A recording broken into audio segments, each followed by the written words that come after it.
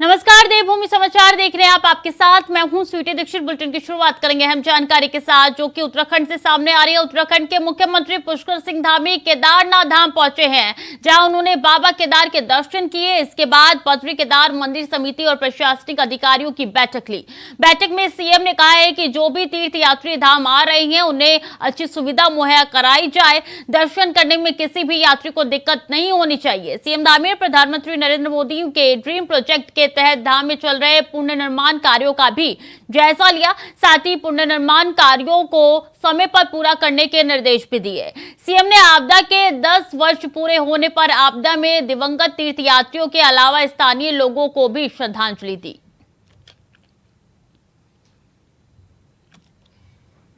बड़ा 10 साल पहले त्रासदी का दिन था और इसमें जो भी देश विदेश के श्रद्धालु आए थे, हताहत हुए थे, दिवंगत हुए, हमारे बीच में नहीं रहे, उन सभी को मैं श्रद्धांजलि अर्पित करता हूं और भगवान से प्रार्थना करता हूं कि उन सभी को, उनके आत्मा को शांति दें, उनके पारिवारिक जनों को, सबको इस दुख को जो असमय आया है इसको सहन करने की शक्ति प्रदान करें।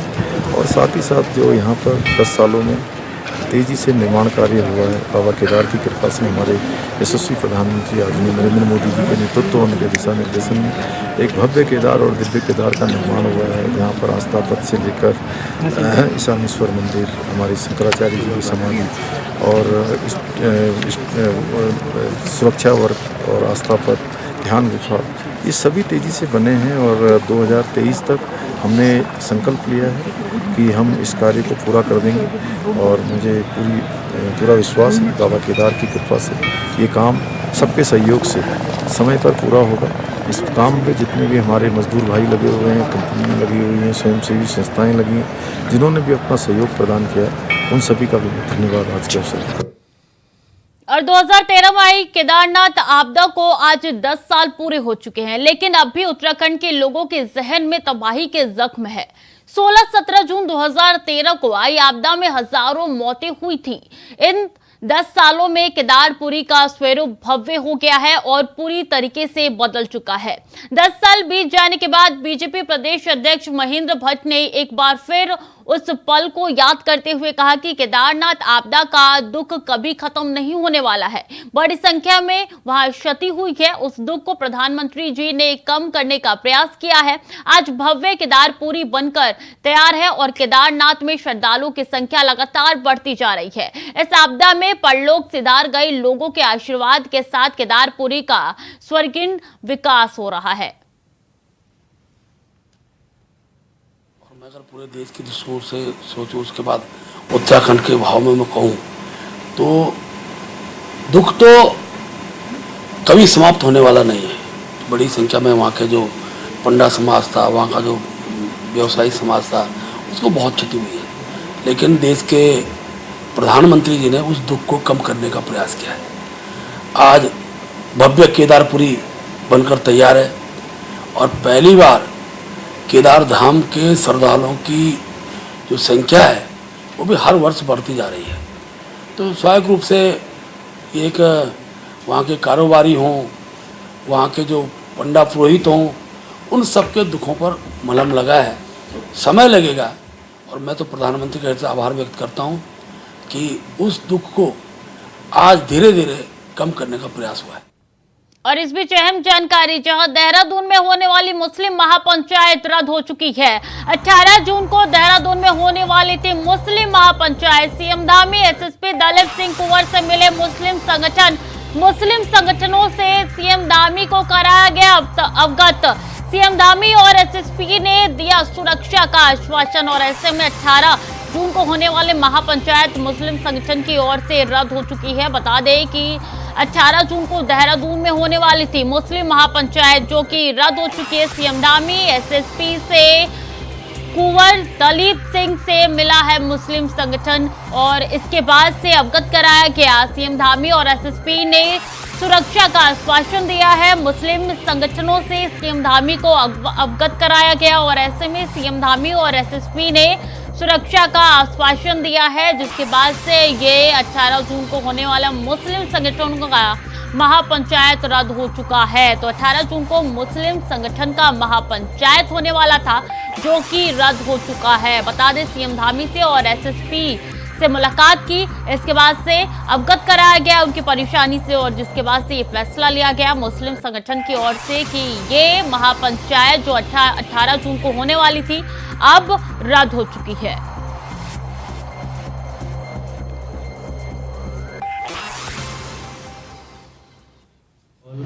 किया गया था देहरादून में, उन सभी पक्षों से हम पिछले 2-3 दिन से लगातार हम लोग बात कर रहे थे।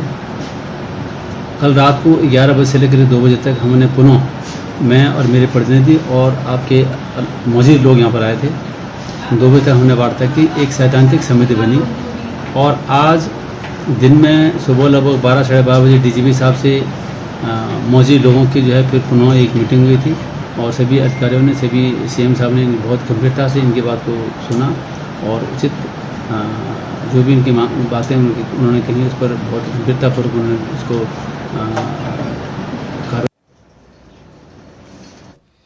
तो देहरादून में होने वाली थी मुस्लिम महापंचायत 18 जून को, और सीएम धामी एसएसपी दलीप सिंह कुंवर से मुलाकात करने के बाद मुस्लिम संगठन ने ये महापंचायत रद्द कर दी है। तो 18 जून को ये महापंचायत होने वाली थी, जो कि रद्द हो चुकी है। सीएम धामी एसएसपी दलीप सिंह कुंवर से मिला था मुस्लिम संगठन, और इसके बाद ये महापंचायत रद्द कर दी गई है। तो मुस्लिम संगठनों ने रद्द कर दिया है। सीएम धामी और एसएसपी ने उन्हें सुरक्षा का आश्वासन दिया है। इसके बाद से ये महापंचायत जो देहरादून में होने वाली थी 18 जून को, वो रद्द हो चुकी है। सीएम धामी और एसएसपी ने सुरक्षा का आश्वासन दिया है, और ऐसे में यह महापंचायत जो है वो रद्द हो चुकी है। मुस्लिम संगठन की ओर से 18 जून को यहाँ पे महापंचायत होनी थी देहरादून में, और ऐसे में सीएम धामी से एसएसपी से मुलाकात के बाद उन्होंने, सीएम धामी ने और एसएसपी ने जो है सुरक्षा का आश्वासन दिया, क्योंकि उनको तमाम मुस्लिम संगठनों से अवगत कराया गया, जिसके बाद से 18 जून को होने वाली ये महापंचायत रद्द कर दी गई है।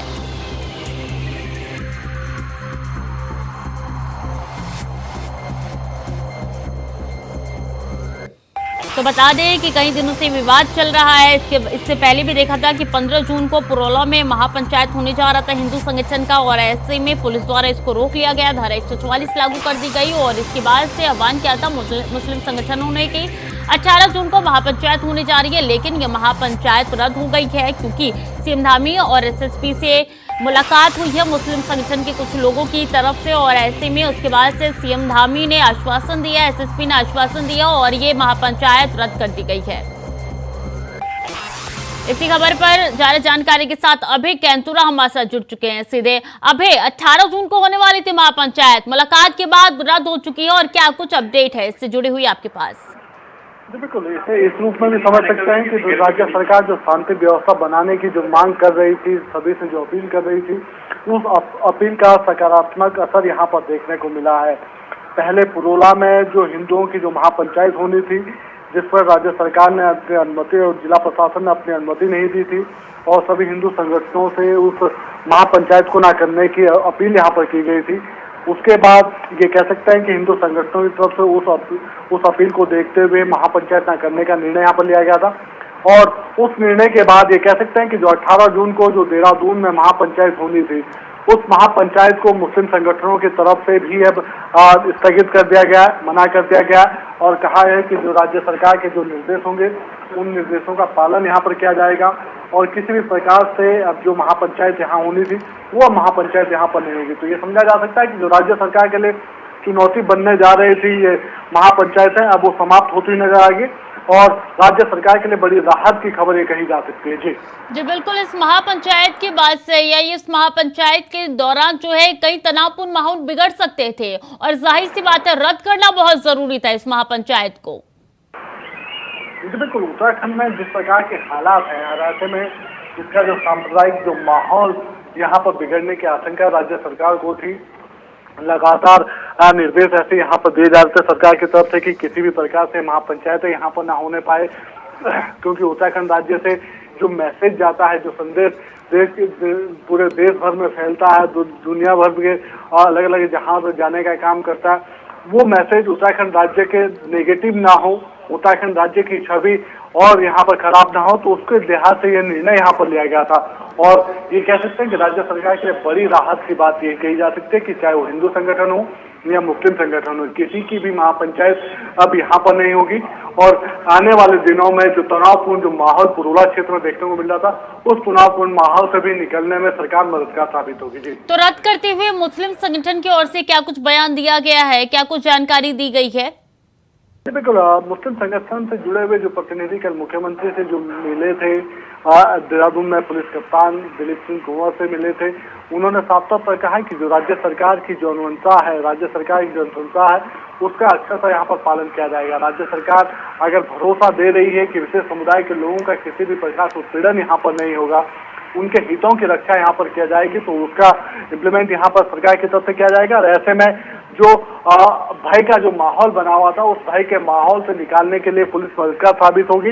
इसलिए अब वो किसी भी प्रकार की महापंचायत यहाँ पर नहीं करेंगे, बल्कि अब राज्य सरकार और पुलिस प्रशासन की जिम्मेदारी होगी कि राज्य में किसी भी प्रकार से तनावपूर्ण माहौल न बन पाए और विशेष समुदाय के लोगों का उत्पीड़न यहाँ पर ना हो जाए। बने रहिए अभी हमारे साथ, अगली खबर में भी आपका रुख करेंगे।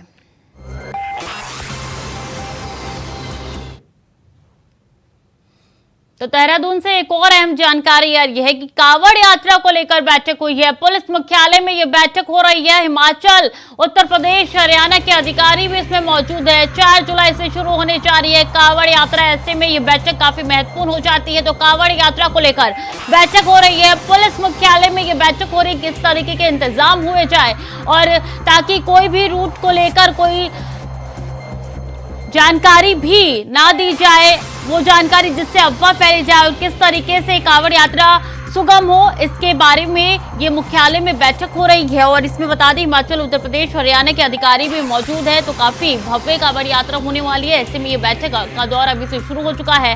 4 जुलाई से कांवड़ यात्रा की शुरुआत होने जा रही है और बैठक अभी से ही हो रही है। पुलिस मुख्यालय में ये बैठक हो रही है। इसमें हिमाचल, उत्तर प्रदेश, हरियाणा के अधिकारी भी मौजूद है। बैठक की तस्वीरें आपके साथ साझा कर रहे हैं। तो कांवड़ यात्रा को लेकर ये बैठक हो रही है। कांवड़ यात्रा को लेकर ये बैठक काफी महत्वपूर्ण है और ऐसे में किस तरीके से तैयारी की जाए और किस तरीके से पुलिस बल की तैनाती की जाए, तमाम चीजों का ध्यान रखते हुए बैठक में निर्णय लिया जा रहा है। बता दें कि हिमाचल, उत्तर प्रदेश, हरियाणा के अधिकारी भी इस बैठक में मौजूद है। तो ये बैठक की तस्वीरें निकल के सामने आ रही है। कांवड़ यात्रा को लेकर ये बैठक हो रही है जो कि 4 जुलाई से शुरू होने जा रही है। लगातार हमारे साथ अभी कैंसुरा बने हुए हैं। अभी ये बैठक होने जा रही है, कब तक ये बैठक चलेगी, क्या कुछ निर्णय निकल के सामने आ सकते हैं?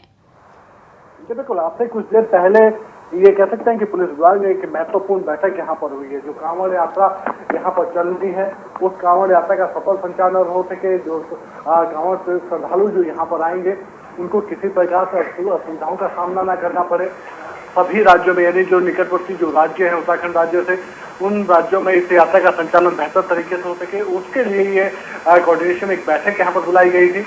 और ये सभी राज्यों की सहमति, उत्तराखंड, उत्तर प्रदेश, हरियाणा, हिमाचल, यानी चारों राज्यों की आपसी सहमति यहाँ पर बनी है। जो कांवड़ यात्रा यहाँ पर चलेगी, वो चारों राज्यों का एक बेहतर समन्वय उस यात्रा में देखने को मिलेगा। तो ये समझा जा सकता है कि कांवड़ यात्रा जो पुलिस प्रशासन के लिए हमेशा ही चुनौती यहाँ पर रहती है, उसके सफल संचालन की चुनौती पुलिस प्रशासन के ऊपर रहती है। तो उससे निपटने के लिए यात्रा का सफल संचालन हो सके, राज्य में ये कह सकते हैं कि इस कांवड़ यात्रा का सफल तरीके से समापन हो सके, उसकी कोशिश यहाँ पर राज्य सरकार तरफ से रहेगी। और अन्य राज्यों का सहयोग यहाँ पर लिया जाएगा, चाहे वो पुलिस फोर्स में सुरक्षा के लिहाज से जवानों की तैनाती करने का हो, या फिर जो यात्रा मार्ग, कांवड़ यात्रा मार्ग होंगे, उन मार्गों को अलग रखने का हो, ताकि जो कांवड़ यात्री यहाँ पर आएंगे उन्हें भी असुविधाओं का सामना न करना पड़े। तो बिल्कुल देखा जाए तो दोहरी चुनौती ये सरकार के लिए, एक तरफ जहां चारधाम यात्रा चल रही है तो दूसरी तरफ 4 जुलाई से कांवड़ यात्रा शुरू होने वाली है। तो दोनों तीर्थ स्थलों को किस तरीके से एक सुगम यात्रा बनाया जाए, ये भी दोहरी चुनौती नजर आती है सरकार के लिए। अभी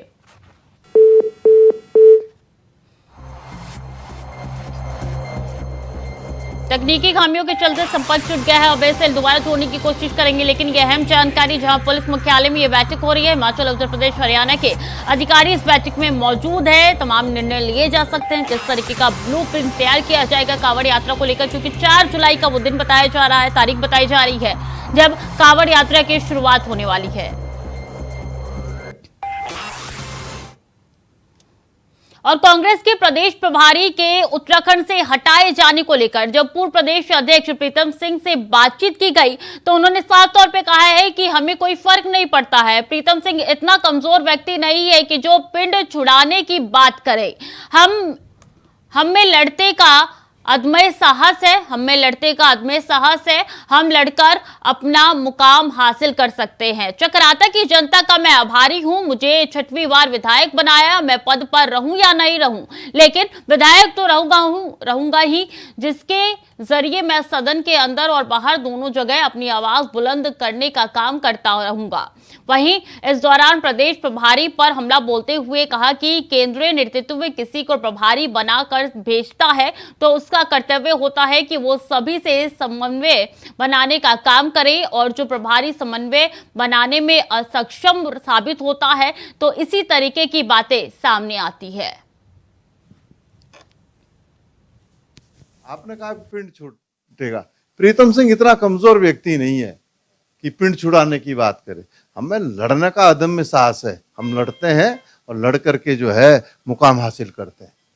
मैं तो चक्रोता के लोगों का आभारी हूँ, धन्यवाद देना चाहता हूँ कि उन्होंने 6ठी बार मुझे विधायक बना करके विधानसभा में भेजा। अरे मैं पद पर रहूं या नहीं रहूं, विधायक तो हूं, और विधायक होने के नाते सदन में भी और सदन के बाहर भी अपनी बात बड़ी प्रमुखता के साथ कहता आ रहा हूँ। और कांग्रेस के प्रदेश प्रभारी देवेंद्र यादव की उत्तराखंड से छुट्टी तय है। उनके करीबी और उत्तराखंड कांग्रेस के प्रदेश अध्यक्ष करण महारा ने कुछ ऐसे ही संकेत दिए हैं। दरअसल करण महारा से जब प्रभारी को हटाने को लेकर सवाल किया गया तो उन्होंने साफ कहा है कि कर्नाटक चुनाव के बाद ये तो तय है कि कई राज्यों में बदलाव होने हैं, कई राज्यों के प्रदेश अध्यक्ष हटाए जाने के साथ ही नए बनाए जाएंगे। प्रदेश प्रभारी पुराने जाते हैं तो नए आते हैं। ये कोई बहुत बड़ा इशू नहीं है, क्योंकि पूरे देश में कर्नाटक चुनाव के बाद सबको पता है कि रिसफलिंग होगी। कई प्रदेशों के अध्यक्ष हटेंगे, कुछ लोगों को कुछ बड़ी जिम्मेदारियां दी जा रही हैं, उनके पद बढ़ाए जा रहे हैं, कुछ को अलग स्टेट्स के अध्यक्ष पदों पे भी बैठाया जा रहा है। तो एक नॉर्मल प्रोसेस है और उस पर कोई बहुत ज़्यादा टिप्पणी करने की मेरे ख्याल से कोई आवश्यकता नहीं है। ये एक सामान्य सी प्रोसेस है। अध्यक्ष आए, अध्यक्ष हटे, नए अध्यक्ष बैठे, आगे भी अध्यक्ष हटेंगे, नए अध्यक्ष बैठेंगे, आगे भी प्रभारी आए और वो गए, नए प्रभारी भी आएंगे जाएंगे। अब ये हाईकमान को तय करना है कि ये निर्णय उनको लोकसभा के बाद करना है या ये लोकसभा के पहले करना है, ये हाईकमान से संबंधित है। और राजधानी देहरादून के वसंत विहार में समुदाय विशेष से जुड़ा एक मामला सामने आया है। दरअसल एक घर में एसी ठीक करने आए समुदाय विशेष के युवक ने नाबालिग से छेड़छाड़ कर दी, जिसके बाद लोगों ने युवक को पकड़ लिया और उसकी जबरदस्त धुलाई की। वहीं युवक की पिटाई का वीडियो सोशल मीडिया पे वायरल हो रहा है। मामले में पीड़िता के परिजनों ने पुलिस में रिपोर्ट दर्ज कराया, जिसके पुलिस ने रिपोर्ट दर्ज कर जाँच शुरू कर दी है। वहीं पॉक्सो एक्ट समेत गंभीर धाराओं में रिपोर्ट दर्ज कर आरोपियों को गिरफ्तार कर लिया है।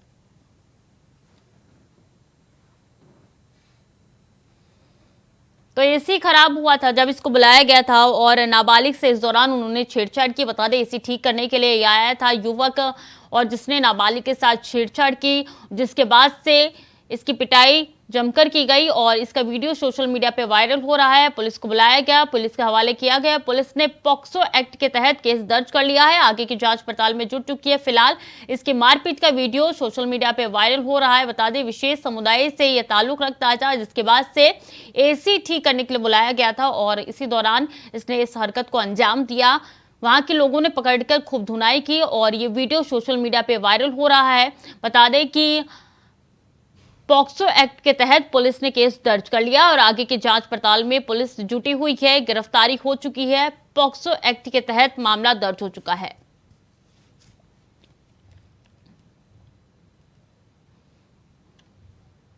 जानकारी मिली थी कि छोटी बच्ची एक एसी मैकेनिक एक घर में आया था और उसके द्वारा बच्ची के साथ छेड़खानी की गई। तो उसमें हमने एप्रोप्रिएट जो धाराएं हैं उनमें हमने मुकदमा दर्ज कर लिया है और इसमें भी हमने अभियुक्त की गिरफ्तारी कर ली है।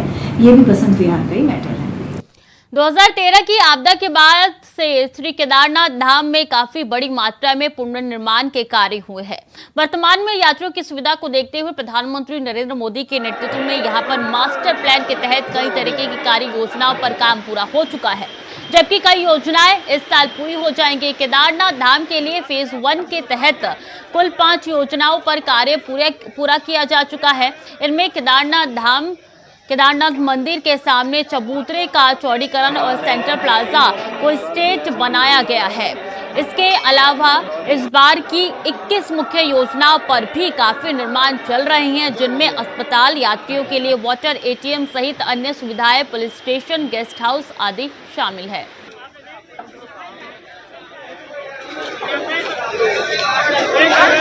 साल हो चुके हैं इस घटना को और इसके बाद से कई काम जो है वो लगातार जारी है और ऐसे में केदार मंदिर के सामने जो है वो चबूतरे का चौड़ीकरण किया जा रहा है और ऐसे में कई ऐसे कार्य हैं जो पूरे हो चुके हैं, कई कार्य पूरे होने बाकी है, जिसमें गेस्ट हाउस और वाटर एटीएम जैसे भी कई ऐसे कार्य हैं जो लगातार पूरे किए जा रहे हैं। गेस्ट हाउस का भी कार्य लगातार चल रहा है और ऐसे में पीएम मोदी जब यहाँ पे पहुंचे थे तो उन्होंने कई चीजों का जायजा लिया था। कुछ काम पूरे हो चुके हैं, कुछ कार्य लगातार जारी है। देखिए, जब आपदा आई थी 2013 में, उसके बाद जो केदारपुरी में जो डैमेज हुए थे, उसके बाद 10 साल में काफ़ी यहाँ पर निर्माण कार्य हुए हैं और यात्रियों की सुविधाओं को देखकर ही वर्तमान में माननीय प्रधानमंत्री जी के नेतृत्व में एक मास्टर प्लान का यहाँ पे इम्प्लीमेंटेशन किया जा रहा है, जिसमें कई ऐसे प्रोजेक्ट्स हैं जो हमारे पूर्ण हो गए हैं और कई ऐसे प्रोजेक्ट्स हैं जो इस साल पूर्ण होने जा रहे हैं। इसमें कुल मिला के 5 प्रोजेक्ट्स हमारे फेज़ 1 में थे जो पूर्ण कर लिए गए हैं, जिसमें आप देख रहे हैं मंदिर के सामने जो चबूतरा था उसको चौड़ा किया गया है, तो आगे सेंट्रल प्लाजा स्ट्रीट बनाई गई है। इसके अतिरिक्त जो इस बार जो मेन 21 प्रोजेक्ट्स है उसमें काफ़ी निर्माण कार्य चल रहे हैं, जिसमें हॉस्पिटल है, यात्रियों के लिए वाटर एटीएम और अन्य फर्स्ट एड फैसिलिटेशन सेंटर्स हैं, पुलिस स्टेशंस हैं, गेस्ट हाउसेज हैं। इसके अतिरिक्त पूरा एक क्यू मैनेजमेंट सिस्टम है कि यात्रियों को कैसे लाइन में आएंगे। और पुरोला की घटना को लेकर मुख्यमंत्री पुष्कर सिंह धामी ने एक बयान दिया है। सीएम धामी ने कहा है कि अगर पुरोला की घटना में कोई विशेष समुदाय का युवक दोषी पाया जाता है तो उसके खिलाफ सख्त कार्रवाई की जाएगी। मुख्यमंत्री ने कड़े शब्दों में कहा है कि कानून अपना काम कर रहा है, इस घटना का पल पल का अपडेट लिया जा रहा है, कानून को अपने हाथ में लेने वालों पर कानूनी कार्रवाई की जाएगी।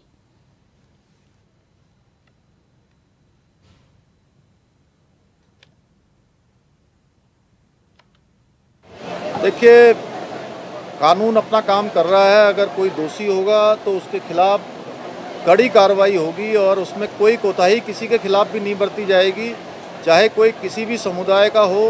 कानून किसी को भी अपने हाथ में लेने की इजाज़त नहीं देता है। हम अगर कहीं पर कोई मामला आ रहा है तो जांच कर रहे हैं, जांच करने के बाद उस पर कार्रवाई कर रहे हैं। इसलिए जो कानून रास्ता बता रहा है उस रास्ते पर सबको चलना है। और विधायकों को नया टास्क मिला है, जनता से संवाद स्थापित करने में जुटे हैं विधायक। बीजेपी विधायकों की हुई है वर्चुअली बैठक। सीएम धामी, प्रदेश अध्यक्ष और प्रदेश महामंत्री शामिल हुए इस बैठक में। वर्चुअली बैठक हुई है जिसमें नया टास्क दिया गया है तमाम विधायकों को। सभी ने बैठक में दिए अपने अपने सुझाव, व्यक्तिगत तौर पर अधिक से अधिक सफल बनाए। सीएम धामी की तरफ से ये वर्चुअली बैठक में कहा गया है। बीजेपी विधायकों की वर्चुअली बैठक हुई है, सभी अपने अपने सुझाव इसमें दिए हैं। सीएम धामी समेत प्रदेश अध्यक्ष, प्रदेश महामंत्री भी इस बैठक में शामिल हुए हैं। व्यक्तिगत तौर पे सब अपने अपने सुझाव दे, ये भी इस बैठक में बात निकल के सामने आई है। टास्क मिला है तमाम विधायकों को, जनता से संवाद स्थापित करने में जुटे हैं विधायक। व्यक्तिगत तौर पर अधिक से अधिक सफल बनाए।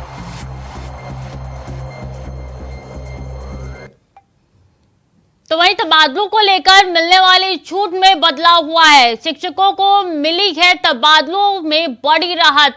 शिक्षा विभाग में स्थानांतरण अधिनियम 2017 में छूट मिली है। उत्तराखंड लोक सेवकों के वार्षिक स्थानांतरण अधिनियम में भी बदलाव किए गए हैं। तो शिक्षकों को तबादलों में बड़ी राहत मिली है। शिक्षक विभाग में स्थानांतरण अधिनियम 2017 में छूट मिले हैं, तबादलों में बड़ी राहत दी गई है। उत्तराखंड लोक सेवकों के वार्षिक स्थानांतरण अधिनियम में भी बदलाव किए गए हैं। तो उत्तराखंड के लोक सेवकों के वार्षिक स्थानांतरण अधिनियम में बदलाव किए गए हैं। बता दें, शिक्षकों को तबादले में बड़ी राहत दी गई है। शिक्षक विभाग में स्थानांतरण अधिनियम 2017 में छूट दी गई है। तबादलों को लेकर मिलने वाली छूट में बदलाव हुए हैं। तो उत्तराखंड लोक सेवकों के वार्षिक स्थानांतरण अधिनियम में भी बदलाव किए गए हैं। इसी खबर पर ज्यादा जानकारी के साथ अभी कैंतुरा हमारे साथ जुड़ चुके हैं। अभी बड़ी छूट मिली है तबादलों को लेकर। हेलो, आवाज आ रही है अभी? जी शिक्षकों को मिली है तबादलों में बड़ी छूट, अभी ये जानकारी निकल के सामने आ रही है और क्या कुछ खास अपडेट है इससे जुड़ी हुई आपके पास?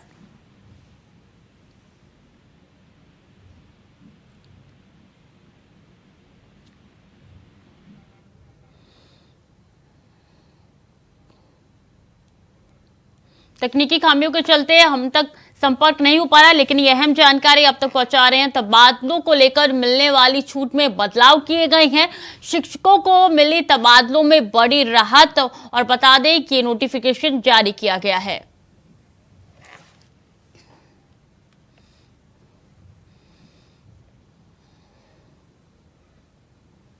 तो फिलहाल के लिए देवभूमि समाचार में इतना ही। खबरों का सिलसिला लगातार जारी है, देखते रहिए इंडिया वॉइस।